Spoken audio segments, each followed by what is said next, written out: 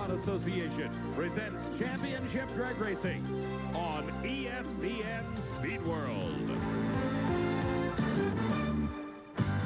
The NHRA, the world's largest motorsports sanctioning body, showcasing speeds in excess of 290 miles an hour and covering the quarter-mile distance in less than 5 seconds. Winston Championship Drag Racing from the NHRA.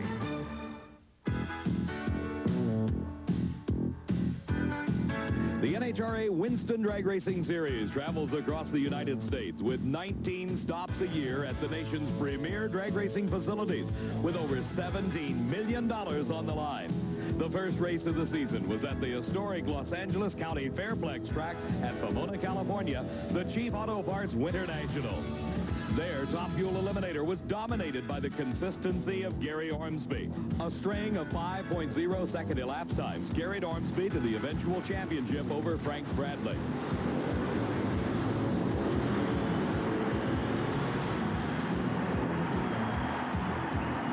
For more than 2 decades, Bruce Larson has been traveling down the quarter-mile racetracks of America. When Larson defeated the tire-smoking 4-time Winston champion Kenny Bernstein in the final round, it marked his second-ever championship win.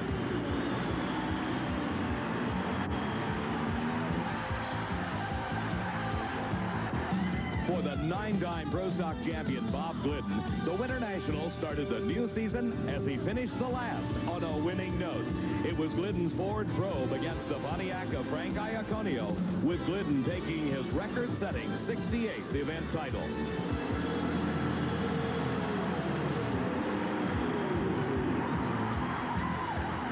Now the second race of the year brings the world's finest drag racers to the world's quickest racetrack, Houston Raceway Park near Baytown, Texas, and the second annual Fram Supernationals. Hello, everybody. I'm Dave McClelland, and welcome to Houston. It was at the inaugural event here 1 year ago that the record book was rewritten, including the 4.93-second elapsed time by Eddie Hill, the world's quickest ever.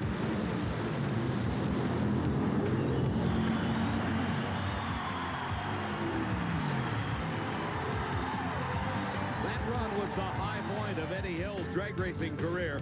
The low point occurred just a month and a half ago when, in qualifying for this year's Winter Nationals in Pomona, California, this incident happened.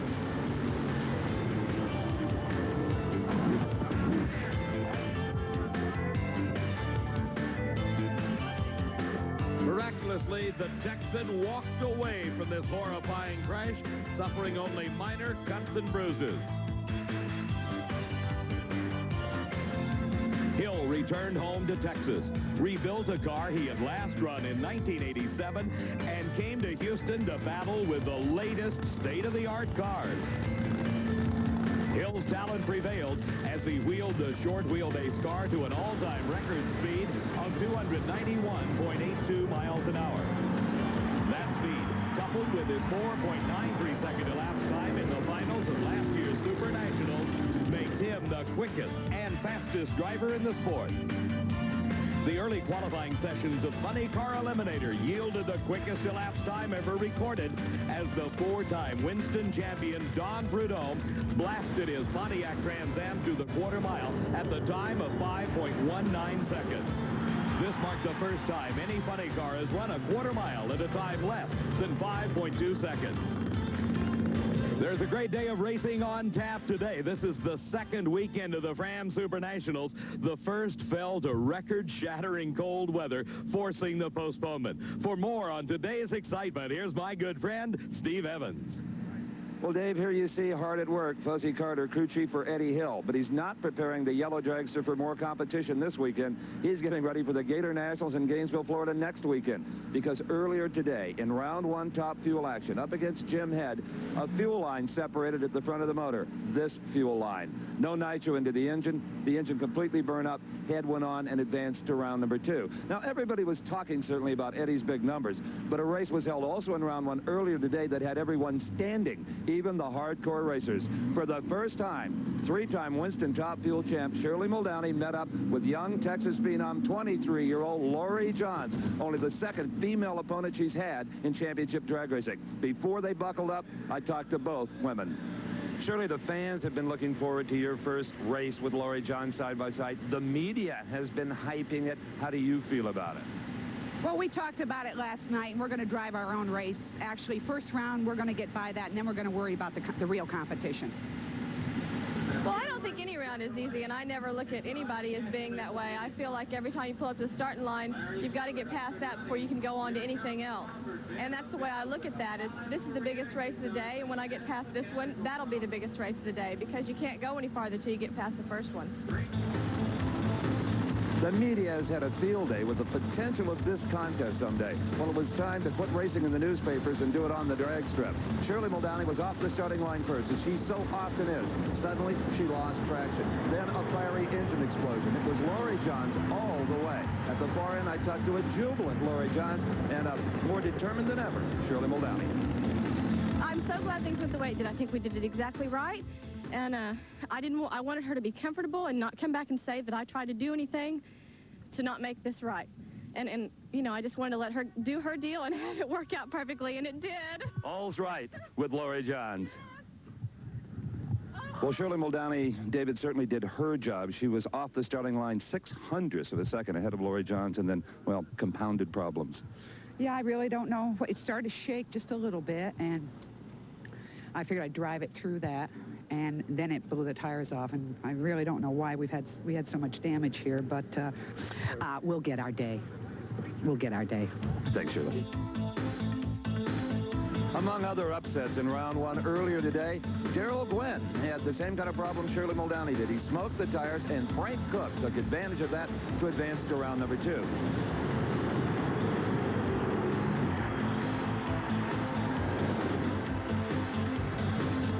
Funny car, your big upset had to be John Force, always the crowd favorite. He was off the mark first against Tom Hoover, but Hoover outran him.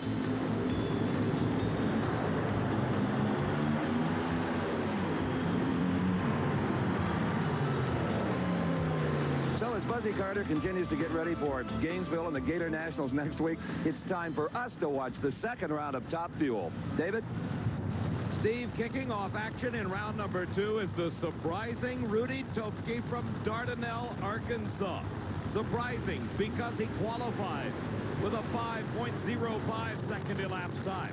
In a tune and test day prior to final eliminations, Rudy Topke ran a 5.00 second elapsed time.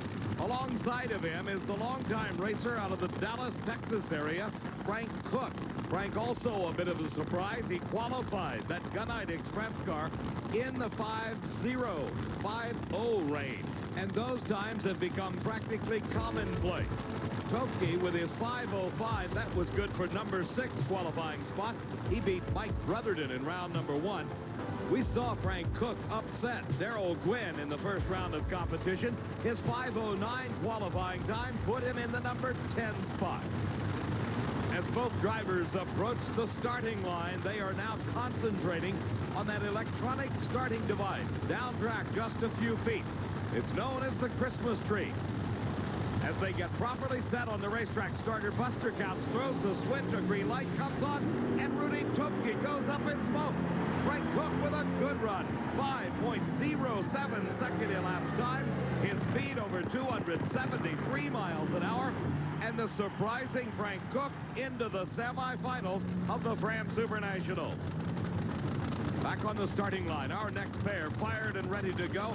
Here is the reigning Winston champion, Joe Amato, in the far lane. He will race Jim Head.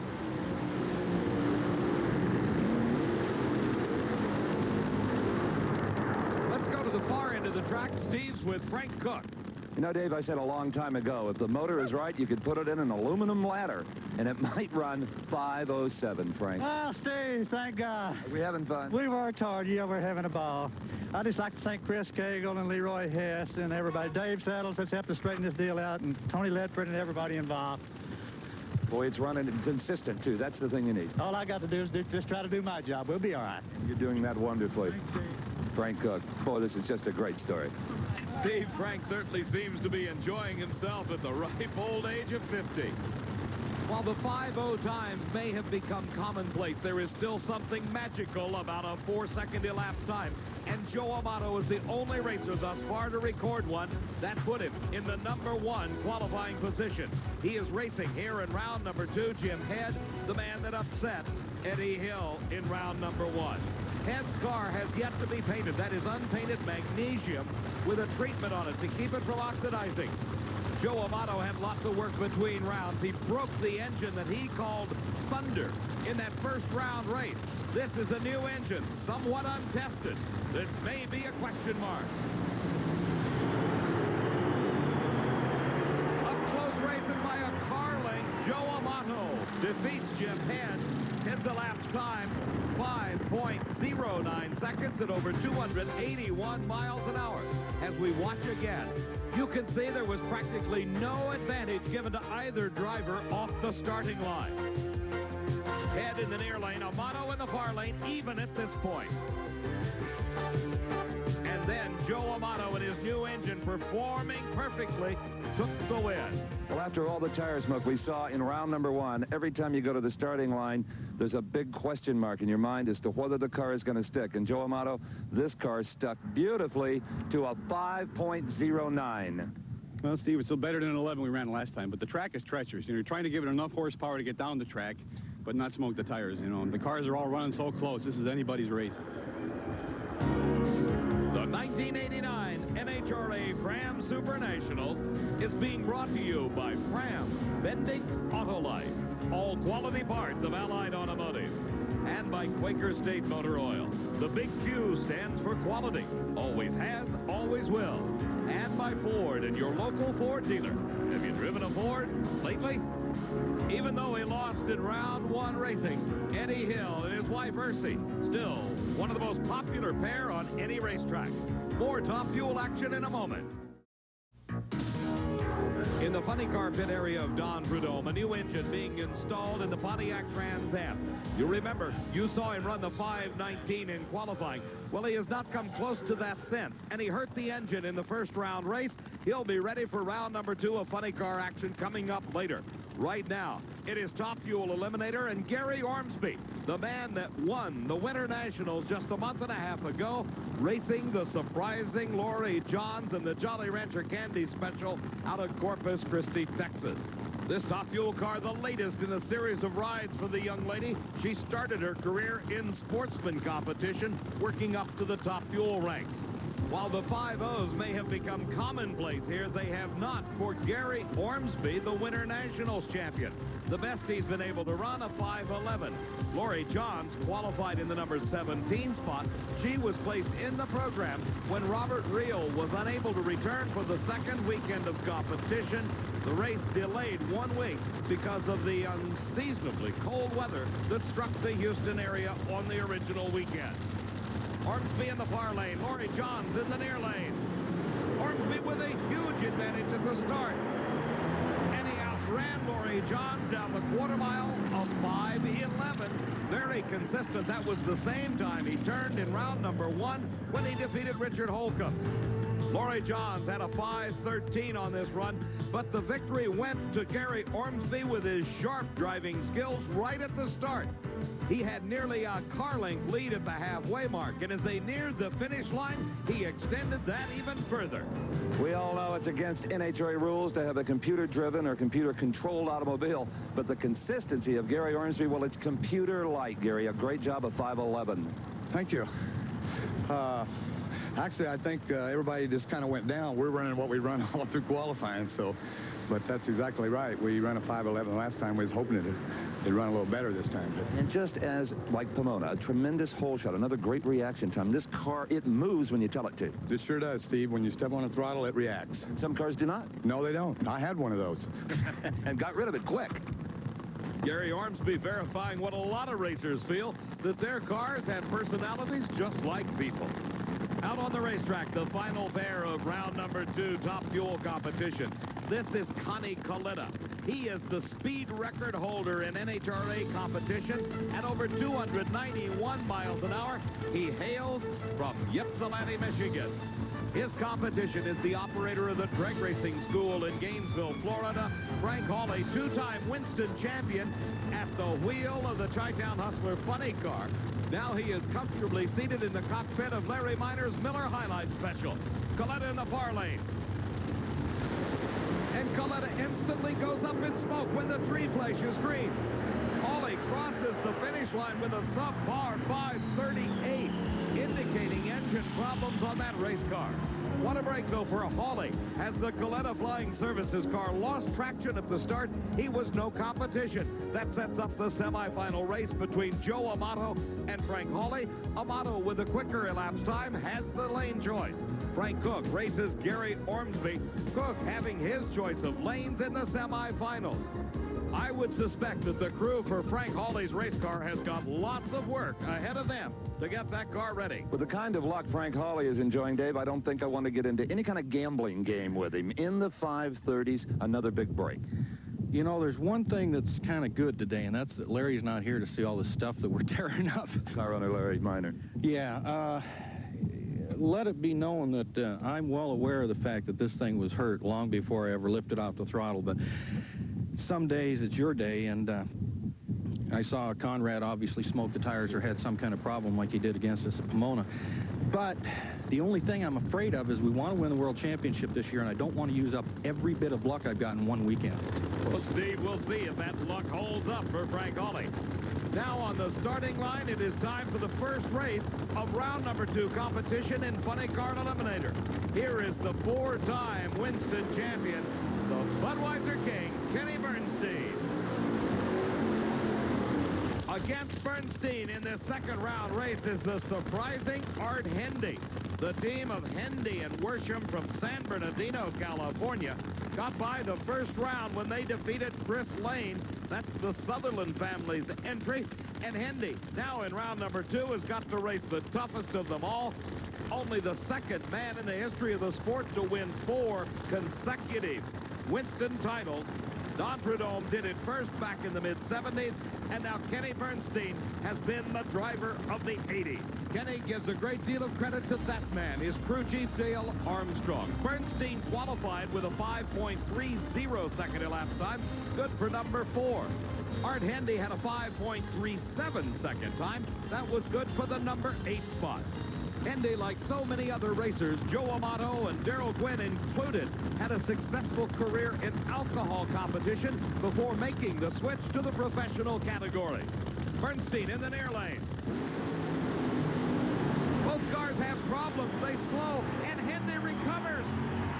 Hendy pulls ahead and pulls off the upset. It is Art Hendy with a very slow but winning 6.78 second elapsed time as Bernstein apparently falls victim to mechanical problems. We'll be right back with more funny car action at the Fram Supernationals.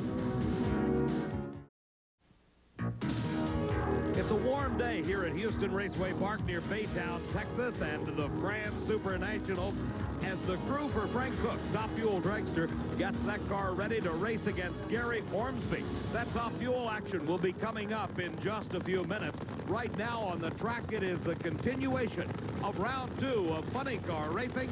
Ed McCulloch against Mark Oswald. A new national record has already been established in qualifying by Mark Oswald at the wheel of the Candies in Hughes' car. He set the elapsed time record and backed it up within the required 1% at 5.29 seconds elapsed time. McCulloch qualified in the number 7 spot at a 5.34 second time for his Miller High Life Oldsmobile. You may ask with good reason why Don Prudhomme with a 5.19 second elapsed time in the number 1 qualifying spot does not hold the new national record. The reason? He has yet to back it up within the required 1% at the same event. Oswald pulls ahead of McCulloch at the start. A close race at the finish line. Oswald 5.33 seconds elapsed time, a losing 5.40. Both racers over 270 miles an hour. As we watch again in slow motion, you can see both drivers leave the starting line with almost identical reaction time. Oswald in the Ford Probe in the near lane pulled ahead by nearly a half a car length at the middle of the course. McCulloch fell back a few feet further, and by a car length, Oswald won the race. Mark Oswald, a hard-fought victory, goes now to the semifinals of 5 in the 530s.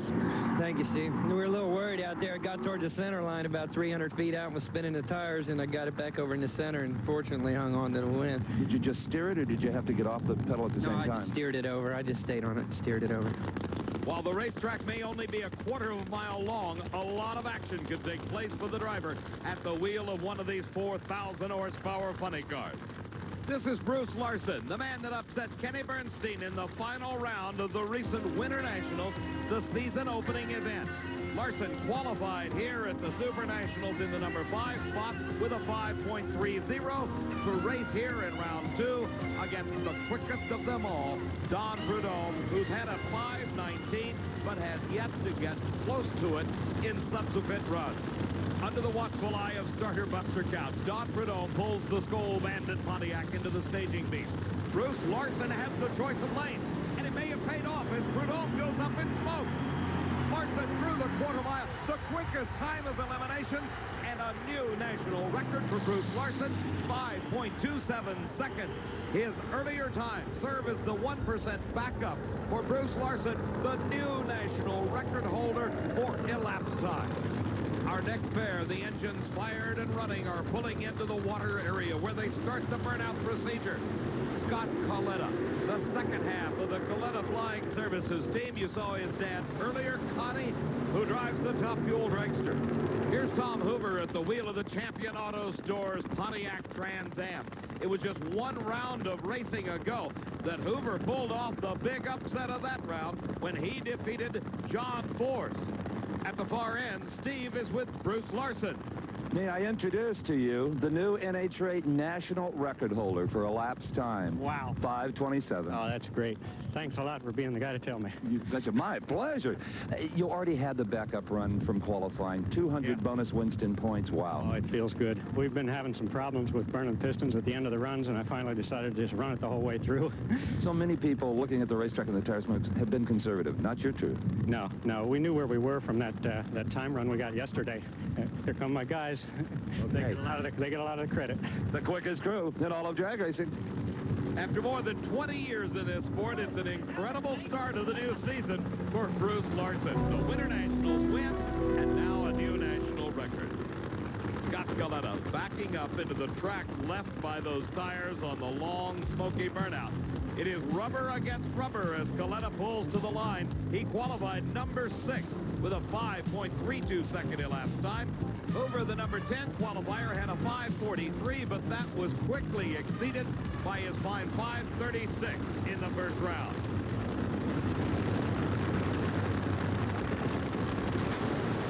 Hoover with problems at the start. Coletta goes up in smoke. He brings the car under control and pulls through the finish line, the winner in a rather strange race. Coletta with a 7.60 second elapsed time. That moves him into the semifinals where he will race Art Hendy.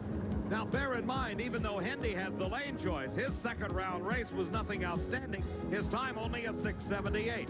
The other side of the ladder finds the new national record holder, Bruce Larson, with lane choice over Mark Oswald. In the Top Fuel pit area of Frank Hawley, work going on to repair the engine that Frank Hawley admitted he may have pushed a bit too far.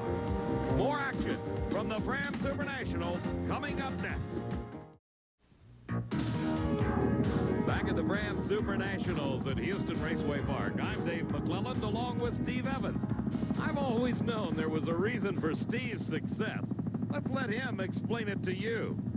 You know, Dave, it's really nice sometimes when a fan will stop me in the pits and say, boy, Evans, you sure know a lot about NHRA Championship drag racing, about the cars and the drivers.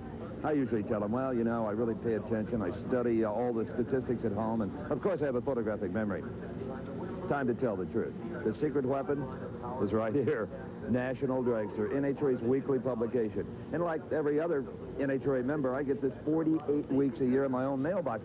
Now, studying up for this race, here it was, the flashback of the Fram Supernationals. I went over the next race in the schedule. Well, that's right here, Gainesville, so I know I got to be there. Okay, what else do I need to know? I need to know the points. Well, that's always in here, all the Winston points. How do I know what the racers are thinking? Yeah, they write columns right in National Dragster. And, of course, all the color photography that they're so famous for. And you know what? You really should join NHRA if you like drag racing at all. And here's a number you can call and a very special price. Now, this is just one of the many benefits, National Dragster. And if you order right now or join right now, we'll send you our award-winning Decade of Thrills home video, hosted by yours truly and Don the Snake Verdum. In fact, Decade of Thrills originally sold for more than the NHRA membership, so you can't lose on this deal. And McClellan, fess up. National Dragster's your Bible, too. I know it. Steve, you promised you would never reveal our secrets. Here now is the semi-final round of Pro Stock Eliminator. It is Morris Johnson Jr. in the far lane of the racetrack at the wheel of the Pontiac against the Oldsmobile of Larry Morgan. The Castrol GTX car finished qualifying at the top of the list with a 7.29 second elapsed time to his credit. Earlier today, in the second round of Pro Stock competition, Morris Johnson Jr., the number 3 qualifier with a 7:31, raced the Dodge of Darrell Alderman out of Fairfield, Illinois, who surprised everyone with the Excite Edge car qualifying in the number 7 spot with a 7:34. But the red light in round number 2 gave the win automatically to Morris Johnson Jr., who had a 7.31 second time. That win advanced Johnson to the semifinals to race against Larry Morgan, who in round number 2 earlier raced another Johnson. No relation. This is Warren Johnson, the driver of the AC Delco Oldsmobile from Duluth, Georgia. The man they call WJ had a 7:33 in qualifying, good for the number 5 spot. Warren Johnson had a slight advantage at the start, but Morgan's Oldsmobile made lots of horsepower. He drove right around WJ with a 7.34 second time. That put him into the semifinals, where Morris Johnson Jr. has the choice of lane. The Pontiac is in the far lane of the track, Morgan in the near lane. 500 cubic inches of Pontiac for Johnson, 500 cubic inches of Oldsmobile for Morgan, and a red light start by Morgan. What an upset as Morris Johnson Jr. watches his competition red light away his chance to move to the finals. It will be Morris Jr. in the final round of Pro Stock Eliminator with a 7.33 second elapsed time. Now back in the pit area, here's a sight you seldom see. After the second round of competition, the bright red Buick Riata of Kenny Bernstein headed to the trailer. It was a broken rear end, a broken differential that put Bernstein out of that second round race. And here's the man that benefited from those mechanical problems, Art Hendy. He races Scott Coletta in the semifinals. Steve?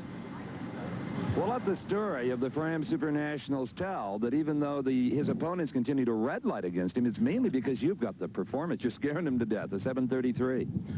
Well, we slowed up a little bit. The performance is still pretty good. I'm real tickled with that and really looking forward to going into the finals. Anything you've learned in this race just now that you can tell your crew and say, hey, guys, let's do this, do that? Yeah, I think combinations in the tires and the clutch adjustment still, and we'll go back and make a couple adjustments, hopefully run a 28 in the final. 28, you heard it here first. Steve, we'll find out in just a moment who he races when we come back to the Fram Supernationals. The new national elapsed time record holder, Bruce Larson, helping his crew prepare the Sentry Tack Engage's Oldsmobile funny car for the semifinal race against the man he took the record away from, Mark Oswald. That'll be coming up in a few moments. Right now, Bob Glidden and the Motorcraft Ford Probe get set to do battle in the semifinals against Bruce Allen. This is one of those classic battles between makes of vehicles. Ford for Glidden, Chevrolet for Bruce Allen. Earlier in the second round of competition, Allen at the wheel of the Levi Garrett Chevy Beretta met the Pennzoil Pontiac of Jerry Ekman. Allen qualified with a 7.32 second elapsed time for number 4. Ekman, number 16 qualifier, at a 7:37. Allen had a great start off the line, but Ekman made a race out of it. It was a 7.30 second for Allen, a 7:32 for Ekman. That put Allen into the semifinals against this man, Bob Glidden of Whiteland, Indiana. Earlier, Glidden in the second round raced the AC Delco Pontiac of Butch Leal. Always highly regarded for his starting line ability, Leal proved it in this race against Glidden, who was carrying our onboard camera in this second round race. Leal in the far lane got 25/100ths of a second advantage off the start, but as Glidden pulled the levers down that quarter mile, his Ford pulled ahead. He recorded a 7.31 second elapsed time and moved into the semifinals against Bruce Allen. Once again, Glidden is carrying our onboard cameras for this all-important race against Bruce Allen. The Chevrolet of Allen pulls forward into the staging beam. Look through the window netting on Glidden's Ford. You can see the Chevy Beretta of Bruce Allen. What a close race. At the end of the quarter mile, Bob Glidden in one of the quickest side-by-side races ever recorded in Pro Stock. 7.26 second elapsed time for Glidden, a 7:29 for Bruce Allen. As we watch again, Glidden had 1/100th of a second advantage at the start. As they neared the middle of the course, it was still a fairly even race. But gradually, Glidden and the Ford began to pull ahead until at the finish line by nearly a car length, Bob Glidden had defeated Bruce Allen and advanced into the final round of the Fram Supernationals to race Morris Johnson Jr. Glidden, by virtue of his quicker elapsed time, has the choice of lanes. Bob Glidden, you love history. You were just part of the quickest side-by-side Pro Stock race in history. You've reset your own national record at 7:26. You're going to the final round. That's all the good news I have. That's enough good news, Steve. You know, Well, you got lane choice. we were concerned about Bruce. Bruce's driving, as I said earlier, has been excellent. He's had a little bit of an edge on us all day. We made some guesses. The boys thought we should make some changes. We did, and apparently they proved out to be right for us. The aerodynamically enhanced TRW special of Joe Amato coming up next at the Fram Supernationals. At Houston Raceway Park and the Fram Supernationals were set for the semifinal round of Top Fuel Eliminator. It is Joe Amato, the #1 qualifier, the only driver to reach the magic 4-second bracket at this race thus far against Frank Hawley. The huge crowd on hand here at Houston Raceway Park knows the amount of work put in by the crew on Frank Hawley's car, and they apparently have those motor problems solved. Amato and his crew chief, Tim Richards, always trying something new. The latest, those side pods in front of the rear wheels. Earlier between rounds, Steve took a look at them. David, there appears to be many benefits to these carbon fiber ground effect side pods on Amato's car. First of all, of course, there's downforce for traction, but not just for traction. Also, the front end benefits from the downforce. Keeps it settled on the pavement, may reduce wheel standing. Now, by using free air here that the rear tires are blocking anyway for that downforce, they feel they can take some of the attack out of the rear wing, which in many ways acts as an anchor. Now, they have asked us not to show the underneath of these pods, but you can clearly see that air flowing over here will also help streamline those rear tires. Boy, there's a lot here to think about for other teams. And Steve, it wouldn't surprise me to see similar devices attached to other race cars in the very near future. Amato with a 5:09 in the second round of competition has got the lane choice. He's selected the lane nearest the camera. Hawley can only hope that his engine problems are solved after the work between rounds. Good race as Amato pulls it out at the very end. 5.04 seconds at 285 miles an hour. Joe Amato advances to the final round of the Supernationals. Here is the surprising Frank Cook. While he moved into the cockpit of a Top Fuel dragster only at the end of last season, Cook can hardly be called a rookie in this sport of championship drag racing. His driving experience dates back nearly 30 years. Racing against Cook is Gary Ormsby, winner of the Winter Nationals. Now let's go to Steve with Joe Amato. Well, you can hear in the background. Who do you think you'll face in the final round?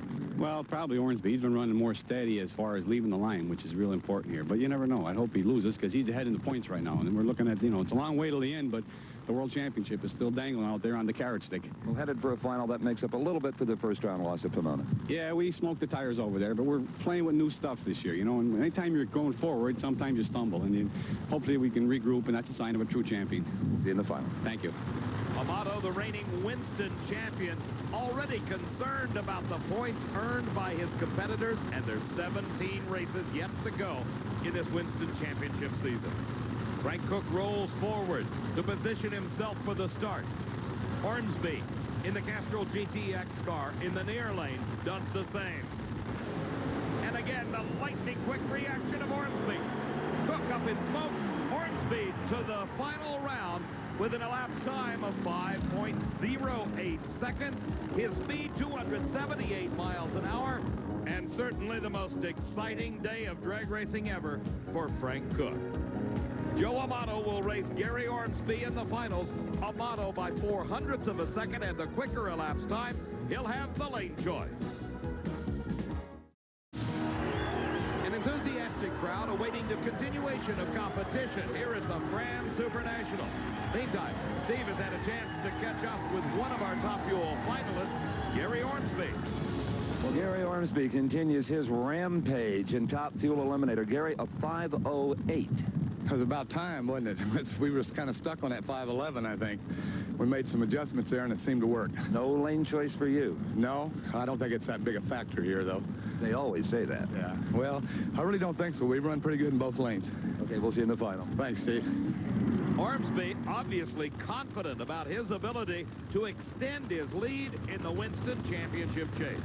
Now it is time for the semi-finals of Funny Car Eliminator. Scott Coletta in the far lane. Art Hendy in the near lane. And it is Hendy with the choice of lanes. You recall back one round ago, Scott Coletta had problems. He lost traction in his race against Tom Hoover. He was able to recover and cross the finish line first, but his elapsed time suffered because of the tire smoke.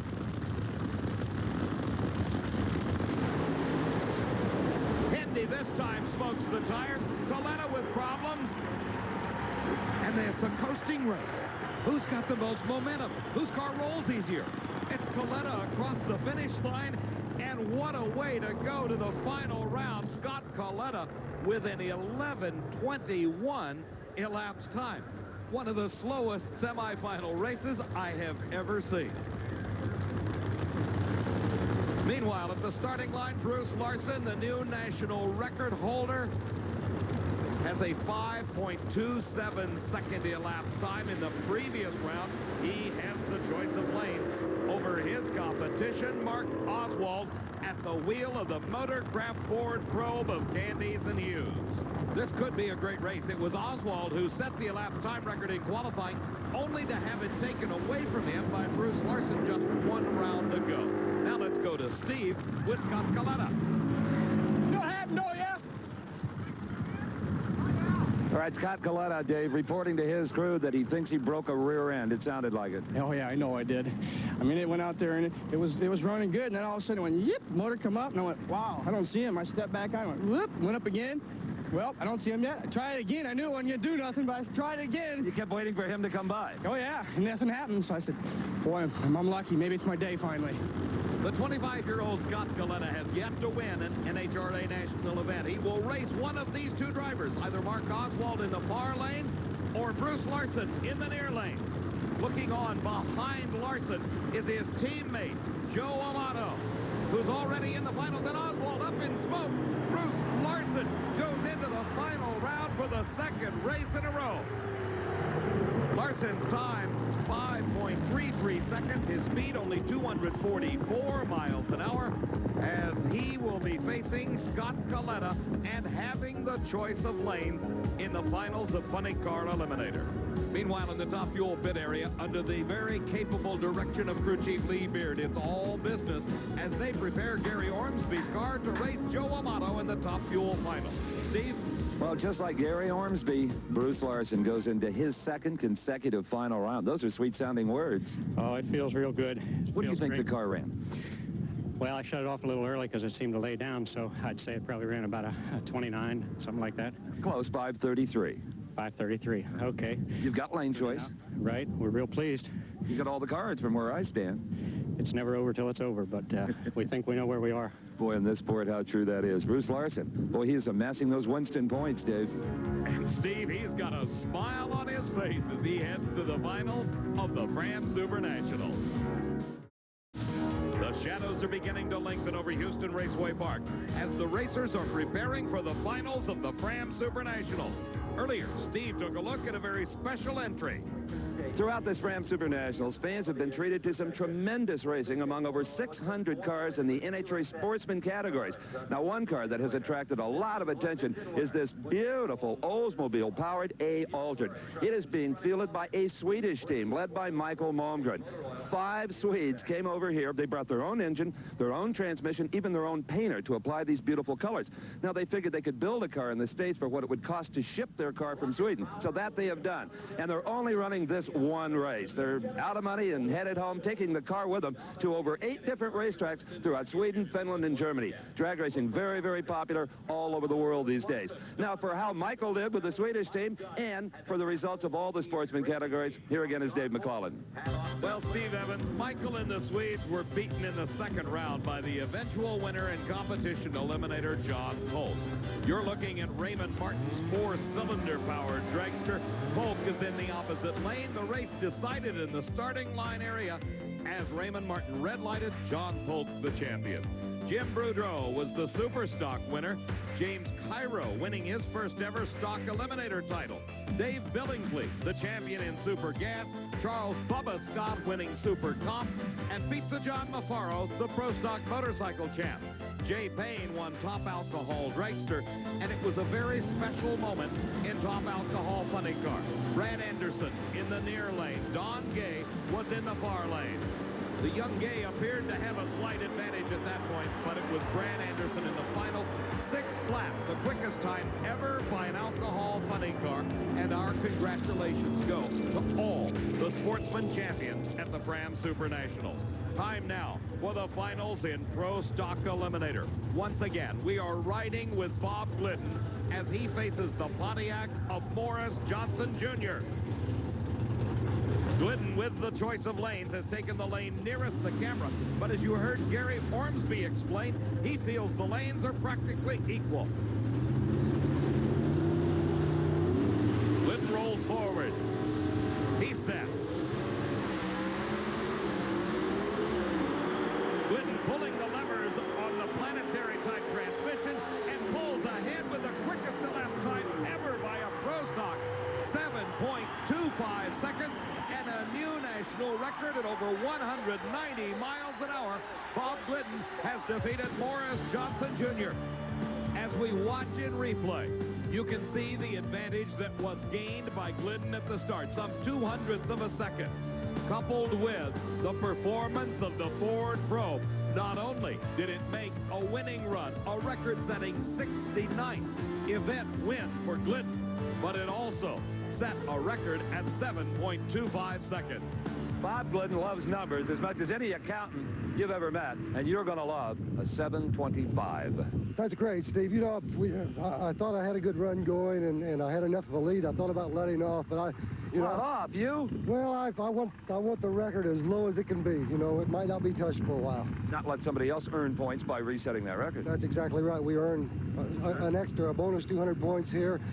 You know, it's been a great race for us. I don't recall you having this good an early season, maybe ever. It's been 4 or 5 years since we've had anything close to this, and never this good. 2 in a row. Congratulations. Thanks a lot, Steve. Thanks. Steve, those 2 consecutive victories by Glidden put him in a commanding lead over Morris Johnson Jr. in the Winston points chase.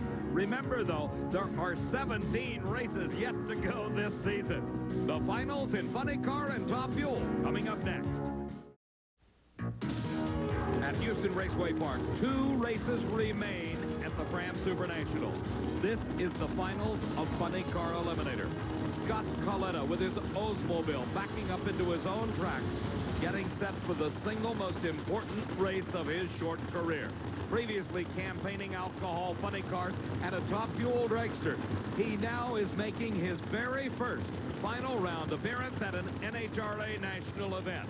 He has got the toughest racer of them all this day. That is the new national record holder, Bruce Larson, who is already staged and ready to go.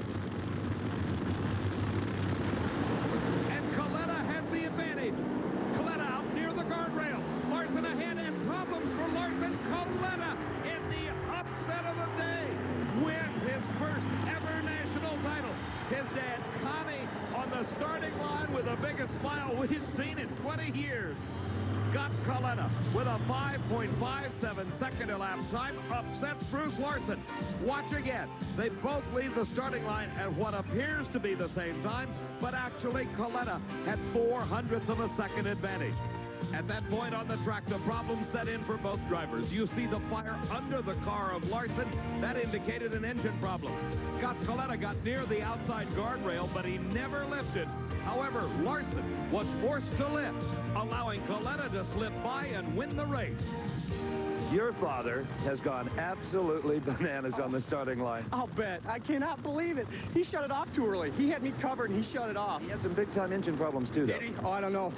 Mine was all over the racetrack. I had my hands full, and I knew going in the deal that I was going to have my work cut out, and I didn't think I was going to win because I only been down the track once today. You got so close to the wall. Did you think about just throwing in the towel? I could still see where I was. Your first win. These guys are going nuts. Houston ain't ready for us tonight. I can't wait. It will be party time in Houston, I assure you. That win by Scott Coletta moved him into the number 2 spot in the funny car Winston points chase. Bruce Larson heading the field. The reigning champ, Kenny Bernstein, in 3rd spot. And is this a happy crew? What a question. On the starting line, it is the finals of Top Fuel Eliminator. Larson's teammate, Joe Amato, racing against Gary Ormsby, who is currently leading in the points chase. Amato is the reigning champion. Based on their performances in the semi-finals, Amato has a slight advantage, only 0.04 of a second. He ran a 5:04 compared to Gary Ormsby's 5:08. The final staging procedures, a good start, and it's Ormsby with an incredible start. And Ormsby wins his 2nd race in a row, 5.09 seconds to a quicker 5:03 for Joe Amato. But at the start, Ormsby allowed his car to roll forward. He deep staged, but he still was able to prevent red lighting and left the starting line ahead of Amato. You saw the header flames as they came up, first for Ormsby, then for Amato. And at the finish line, that was the margin of victory. We talked 2 weeks ago on Pomona. We have talked here at the end of Houston Raceway Park about Gary Ormsby, his incredible reaction times, the way this car reacts. You have won the Fram Supernationals 5:09 to a 5:03. Oh, I love it. I like to win. I don't care how I do it, but it's great. Were you concerned when it appeared to have overstaged? No, no, I didn't know it did it? Well, the staging lights were flickering, yeah. Oh, were they? No, I didn't even catch it. I just concentrated on the light. Boy, just a brilliant drive. This car's so consistent in yourself. Yeah, well, thank you, Steve. It's good to win again. Indeed, I can't recall in a long time Winter Nationals winners enjoying such success at the 2nd race in the season as Gary Ormsby and Bob Glidden have here. And Steve, those back-to-back victories for Gary Ormsby did the same for him in Top Fuel as they did for Bob Glidden in Pro Stock. Ormsby with a commanding lead over Joe Amato in the Winston points chase. For Steve Evans, I'm Dave McClellan saying so long from Houston Raceway Park. The 1989 NHRA Fram Supernationals has been brought to you by Fram Bendix Autolite, all quality parts of Allied Automotive, and by Quaker State Motor Oil. The big Q stands for quality, always has, always will. And by Budweiser Beechwood Aged for that clean, crisp taste. This Bud's for you. Coverage of the NHRA Fram Supernationals has been a presentation of Diamond P Sports.